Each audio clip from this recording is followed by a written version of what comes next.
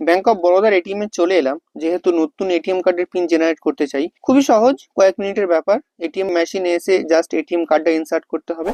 তবে মনে রাখতে হবে এটিএম কার্ডের যে চিপ আছে সেই চিপটা ভেতরের দিকে ঢুকবে। তারপর এখানে দেখো ভাষা নির্বাচন করুন। এখানে বাংলা, হিন্দি, ইংলিশ তিনটি ভাষা রয়েছে। আমি আমার সুবিধার্থে ইংরেজিটা সিলেক্ট করলাম, বাংলাও সিলেক্ট করতে পারো, কোনো অসুবিধা নেই। তারপর এখানে তিনটে অপশন আছে, manage debit card, enter ATM pin আর সেট জেনারেট এটিএম পিন। যেহেতু আমি এটিএম পিন জেনারেট করতে চাই, তাই সেট জেনারেট এটিএম পিনে ক্লিক করব, সবচেয়ে নিচের অপশনটাই। তারপর এখানে enter your 14 digit account number, তোমার ব্যাংকের 14 সংখ্যার অ্যাকাউন্ট নাম্বারটা এখানে এন্টার করতে হবে। ব্যাংকের বইয়ের প্রথম পাতায় দেখতে পাবে। তারপর কারেক্টে ক্লিক করব। রি এন্টার অ্যাকাউন্ট নাম্বার, ওই অ্যাকাউন্ট নাম্বারটা আবার এন্টার করতে হবে। এন্টার করে কারেক্টে ক্লিক করব।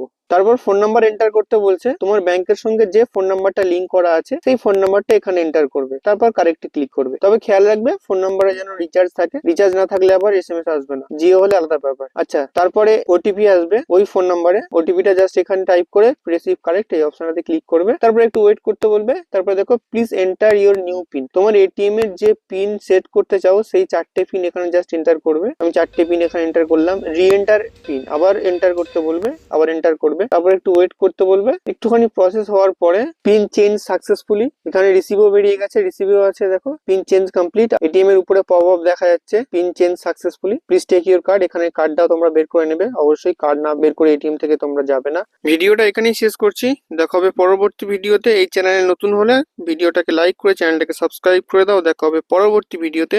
ততক্ষণ সুস্থ থাকো, সুরক্ষিত থাকো। আল্লাহ হাফিজ।